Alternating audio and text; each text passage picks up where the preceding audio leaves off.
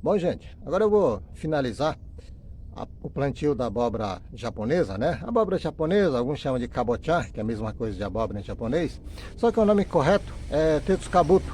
Então eu vou mostrar os procedimentos que foram feitos, né? Os manejos que foram feitos, como foi plantado, a adubação até onde chegou, algumas doenças que deu, alguns problemas que deu e o resultado, né? Então agora ela está num ponto que está assim já praticamente fechando o ciclo. Então eu vou mostrar aqui como é que ela está.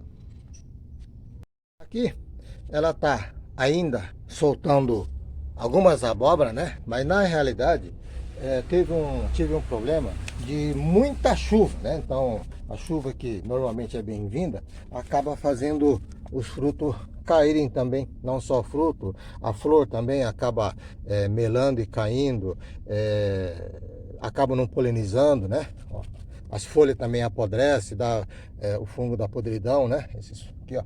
E não tem jeito, isso é excesso de água mesmo.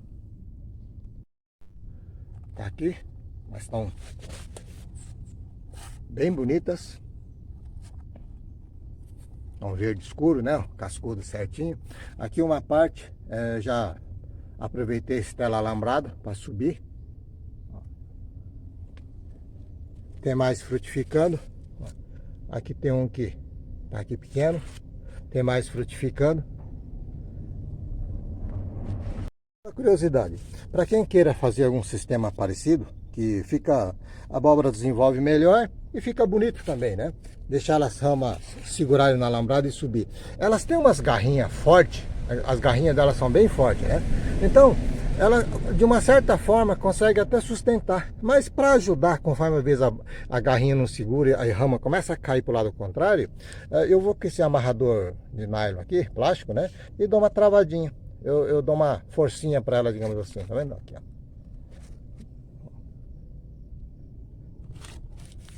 Mas ela consegue se virar. Mas em determinado momento, às vezes ele sobe demais, desce demais, né? Então esse plástico para dar direcionamento, ele é bom. Uma coisa soltando flor ainda, mas na verdade aqui tem mais uma variedade fora o tetsukabuto, porque ela precisa de polinização com outra variedade, né? Mas o que realmente tem atrapalhado bastante é a chuva, excesso de chuva. Ó, tem um bonito aqui, ó, subiu para cá também. Essa fase que elas estão, ela está assim praticamente desenvolvida, né? E mais, estou chutando, mais algo em torno de 10 a 15 dias no máximo, ela chega num padrão de colheita que pode ser colhido tudo de uma vez se for o caso. Mas como eu uso para consumo, na realidade, assim que eu terminar aqui, eu já vou tirar os primeiros. E nos próximos 10 dias, 15 dias, 20 dias, eu vou tirando mais, né? Que a gente não consome tanto de uma vez. Mas se fosse comercialmente, esperaria mais 10, 15 dias para fazer a colheita geral. Mas como é para consumo, eu já vou começar agora. Mas ainda cresce mais um pouquinho. Nessa casa que eu falei agora, ainda ele cresce mais um pouco. Aqui eu fiz um consórcio. Na verdade é para aproveitar a polinização dessa variedade com a japonesa, que a japonesa tem deficiência de pólen, né? Então essa abóbora batã, essa aqui é uma abóbora muito saborosa também, só que também com o mesmo problema de excesso de chuva, vingou muito pouco. Então outro dia eu estava tendo com os frutos exatamente assim, né? Meio murchinho e não está podre. A falta de polinização causa isso, mas nesse caso meu, que eu já desconfiava, eu fiz a aplicação, mas a chuva está lavando, né? A falta de cálcio. Então, esse tipo de abóbora assim, quando começa a apodrecer assim no fundinho e não tem bicho, é falta de cálcio muitas vezes, ou polinização também, mas nesse caso era falta de cálcio. O problema é que eu apliquei foliar, e assim que eu aplico, chove, assim que eu aplico, chove, então acaba tendo assim menos resultado. Mas esse vingou, tá bonito, também daqui uns... Esse aqui está um pouquinho mais atrasado, mas ele não cresce muito não. Ele já está quase no tamanho normal. Ó, minha mão está aqui, ela é pequena mesmo. Ficaram aqui no chão. Ó. Tem mais para cá. Ó. Tudo bonito. Tem algum ainda desenvolvendo. Esse está ainda menorzinho, está na fase intermediária. E assim vai. Nessa fase que eu estou mostrando hoje, ela está exatamente com 87 dias de plantado. Foi plantado no solo direto, eu tenho um vídeo feito mostrando como foi plantado o esquema, né? 2 sementes cada um, intercalei com a variedade de batã, um sim ou não, mais para polinização, né? E agora está com 87 dias, mais uns, como disse, na casa de 15 dias, né? Pouquinho mais, pouquinho menos. Esses que estão maiores, estão desenvolvidos, já estão bons para tirar.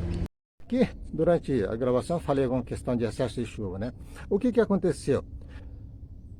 Quando esse que está desenvolvido, eu peguei um período aqui que já faz uns 20 dias, ou até mais, tem chovido aqui constantemente, inclusive assim, passou uns 20 dias chovendo, mas nem sol mal aparecia. Então chovia, ficava molhado e chovia de novo, ou passava assim, o dia inteiro chovendo e garoando, né?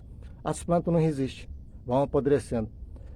Então, as flores dessas abóboras que está mais desenvolvido, são antes desse período, deu tempo de soltar as flores, polinizar e vingar. Depois só ficou no crescimento, então a chuva já não atrapalhou. Aí depois de formado do pegamento, a chuva até ajuda um pouquinho, né? Só que as outras flores que estavam na sequência para desenvolver junto, que a carga teria que ser assim, bem maior, né, a produção, esse excesso de chuva ele prejudicou muito. Derrubou as flores, lavou as polinizações das flores, apodreceu boa parte dos pés, boa parte morreram por excesso de chuva, muitas folhas também apodreceram, mas resumindo, excesso de água. É aquela situação, se você tivesse, por exemplo, uma estufa para proteger desse excesso da chuva, estaria assim em plena produção, com a produção 3 vezes maior do que eu estou mostrando agora. Outra coisa também, tem esse excesso de chuva, né, que vai apodrecendo, entra esse fungo do podridão também, mas aí por excesso é difícil o controle, quase não consegue o controle, ou não compensa. Mas quando o tempo está bom, é que agora as folhas estão molhadas, que essa noite choveu também, mas essas folhas que estão meio branquinho, fica aquele tipo pozinho, vai aumentando, conforme não tem chuva, ele até aumenta, né? Então, nesse caso, é o famoso... o ídio, o míldio, que ataca muito esse tipo de variedade de cultura. Então, aqui eu fiz uma única aplicação com óleo de nim. Mas assim, óleo de nim resolve, vinagre também resolve, de produtos naturais, né? E em último caso pode ser aplicado calda bordaleza também, né? Então, tudo isso aí controla. Mas, se o ataque não for muito forte, não há necessidade. Então, uma parte das folhas velhas que vão ficando amareladinha, preta, assim, mas no ciclo normal, quero dizer, e o fungo está nesse folhas velhas, pode deixar quieto. Se, digamos, 70%, 80% está em folhas vigorosas ainda, não há necessidade de combater esse fungo, né? Agora, se tomar conta da plantação, aí tem que pulverizar. Mas também acontece a mesma situação. Por excesso de chuva, você aplica e ele lava imediatamente. Aqui, quando foram preparado a terra para plantar a semente, tem que ser preparado com certa antecedência a parte de adubação, que quando você coloca a semente direto, se você fizer junto, pode queimar, né? Então, eu coloquei 600 gramas de esterco de galinha por metro quadrado e 110 gramas de NPK 10-10-10, mas assim, 600 gramas com 20 dias de antecedência, e o 10-10 com 3, 5 dias de antecedência. Não lembro bem os dias, mas é mais ou menos isso aí. Incorporado com a terra, depois se planta. Fiz as covas e plantei. Agora, passado, depois do plantio, germinou, eu fiz um vídeo mostrando quando ele estava com 23 dias. Ainda estava assim, estava num padrão só, ainda não estava chovendo tanto, né? Passados mais 25 dias depois da germinação, fiz mais uma aplicação em cobertura com esterco de galinha 110 gramas, mais 60 gramas, 50 gramas de NPK 10-10-10. E eu tenho mais um adubo mineral, um composto que contém bastante micronutriente. Então eu faço uma mistura junto com o esterco para fazer a mistura homogênea, né? Porque as partículas de micronutrientes são pequenas. E fiz uma adubação em cobertura. Só que a rama ainda está pequena. E a abóbora tem esse detalhe, né? Para quem já plantou, sabe como é que é. Na hora que a rama toma volume, você não consegue nem chegar perto do pé. Você até tenta, né? Mas sempre pisa em cima de algumas ramas que estão crescendo e produzindo. Então fica difícil. Então adubou bem no plantio, né? No preparo. E também, logo na sequência, uma cobertura, enquanto a rama não está grande, você consegue fazer. Aí depois não entra mais, deixa por conta mesmo. Espero que eu tenha passado todas as informações, desde o plantio, alguns manejos que foram feitos, alguns cuidados. O único problema que teve nesse caso foi a questão do excesso de chuva, né? Mas aí não tem jeito. E tanto é que as frutíferas que estão com a carga de fruta, agora em pleno desenvolvimento, elas agradecem a quantidade de chuva, né? Mas quando chove bastante também, as adubações você perde também. Não é só a questão que atrapalha a planta diretamente, né? Então, quando chove bastante, uma coisa interessante em adubação, que está dentro do solo incorporado, com excesso de chuva, depende. Um solo arenoso vai lixiviar, abaixar terra dentro, né? Para baixo. Então a gente usa a palavra lixiviação, ou vocês vão sempre ouvir esse termo, né? Então quando chove bastante, em terra arenoso, obviamente ele lixivia muito mais. Em terra argiloso, lixivia menos, que ela é mais compacta, digamos assim. E com excesso de chuva. Outra coisa que acontece, adubação em cobertura, quando bate água, ele lava, dependendo do excesso, terreno caído, ele lava, né? A enxurrada leva.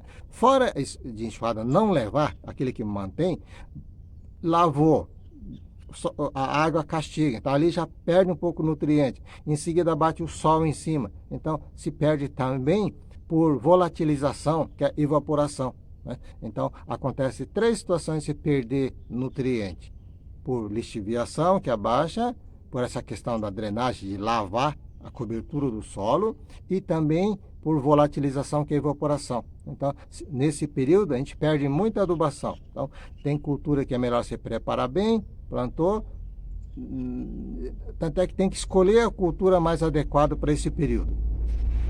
Coisa, né? Aproveitando, nesse período, eu, por exemplo, evito de plantar cultura de canteiro, aqueles que têm que afofar muita terra, levantar canteiro, porque ele destrói, nesse mesmo raciocínio, ele destrói com a terra. Pior ainda, ele leva a camada que você está preparando, que a terra está fofinha, essa camada de terra produtiva, a chuva leva também, né? Então, tipo, não chega a ser erosão, mas ele acaba lavando a parte superficial, onde você trata muito. Então, nesse período, é bom não mexer muito com a terra, lidar com planta que você fez um único preparo e consiga passar esse período de chuva forte tudinho, porque até granizo caiu nesse período, inclusive.